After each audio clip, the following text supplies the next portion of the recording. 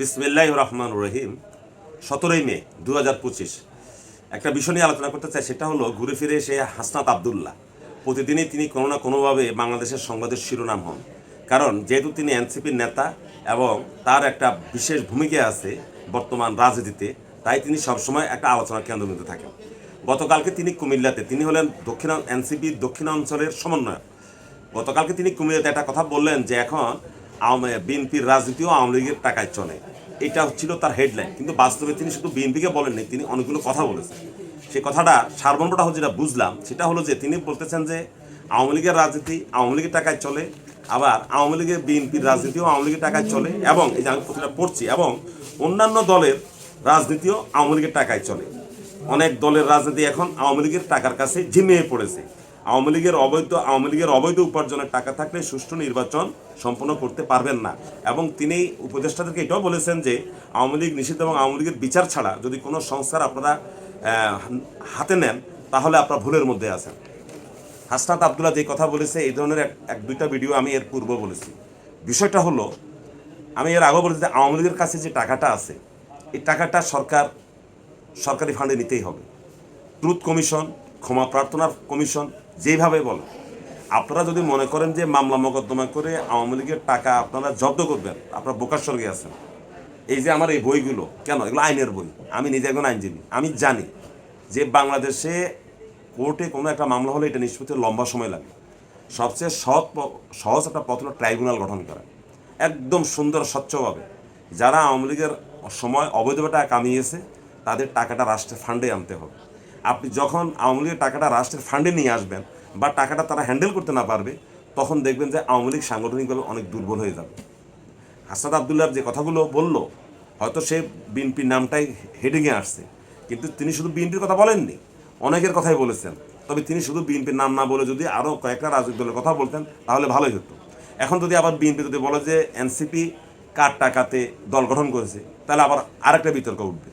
তবে এটা ঠিক যে আওয়ামী লীগের টাকা বিভিন্নভাবে হয়তো কেউ কেউ পাচ্ছে। সাংগঠনিকভাবে যদি কেউ পায়, পেতে পারে, সামাজিকভাবে যদি কেউ পায়, পেতে পারে, বা ব্যক্তি পর্যায়েও কেউ কেউ পেতে পারে। একটা উদাহরণ দিই, ধরেন আমার এলাকাতে আমি যতটুকু জানি আওয়ামী লীগের অনেক ঠিকাদার ছিলেন, এরা কিন্তু জন্মগত ঠিকাদার, আওয়ামী লীগ করেন। এখন আওয়ামী লীগের প্রভাব খাটিয়ে তারা কিছু কাজ বাগিয়েছেন। এখন 5ই অগস্টের সময় দেখা গেল যে একটা রাস্তার কাজের অর্ধেক হয়েছে, সে আওয়ামী লীগের ঠিকাদার এখন পালিয়ে গেছে, সে আর দেশে আসছে না, বা সে এখন আর কাজ করছে না, জনগণ তো সাফারার হচ্ছে। তাহলে ওই আওয়ামী লীগের ঠিকাদার থেকে কাজটা যদি বিএনপি, জামাতের বা এনসিপির কেউ কিনে নিয়ে যদি কাজটা সমাপ্ত করে, এটাকে আপনি পাপ হিসাবে কীভাবে দেখবেন বলেন? পাপ হিসাবে আপনি কীভাবে দেখবেন? কারণ ও তো ওই কাজটা অর্ধেক থেকে চলে গেছে, জনগণ তো কষ্ট পাবে। বা একটা সরকারি ভবন, একটা স্কুল ভবন দোতলা হবে, সে কিছু অংশ কাজ করে আওয়ামী লীগ ঠিকাদার পালিয়ে গেছে, তো বাকি কাজটা আপনার করতে হবে না? আমরা যে আমরা রাজনীতি করতে করতে আমরা অনেক সময় সত্যকে মিথ্যা, মিথ্যা সত্য, সব কিছু আমরা গুলিয়ে ফেলি। প্রশ্ন হলো যে আওয়ামী লীগের অসমাপ্ত ঠিকাদারদের অসমাপ্ত কাজগুলো তো কারো না কারো শেষ করতে হবে ভাই। এটা যদি বিএনপি শেষ করে, জামাত শেষ করে, বা এনসিপির কোনো ঠিকাদার শেষ করে, তাহলে এখানে পাপের কি আছে? আমাদের তো দরকার হলো এই কাজটা সমাপ্ত করা, স্কুল ভবন শেষ করা, স্কুলে ক্লাস শুরু করে দেওয়া।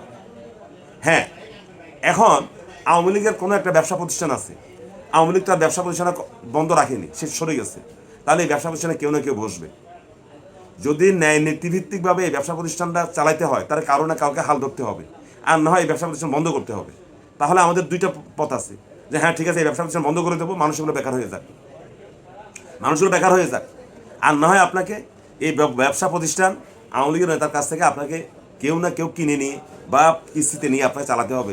দেশের একটা অর্থনৈতিক যে ফ্লো, এটা বজায় রাখতে হবে। আবেগে সব কথা বললে হবে না। এখন এনসিপির যে হাসনাত আবদুল্লাহ সাহেব, আপনার কথা সবই সত্য। আওয়ামী লীগের লোকজন যদি আগামী নির্বাচনে স্বতন্ত্র ভোট করে, আপনি কি বাধা দিতে পারবেন? আপনার কথাই ঠিক আছে। তাহলে আওয়ামী লীগের যে কালো টাকা, যে অবৈধ অর্থ, ওই অবৈধ অর্থ সেই স্বতন্ত্র প্রার্থী, সে আওয়ামী লীগের প্রার্থী থাকবে, বা নিরপেক্ষতার স্বতন্ত্র ছদ্মবরণে সে ভোটটা করবে, সেখানে সেই কালো টাকা ঢালবে, খরচ করবে।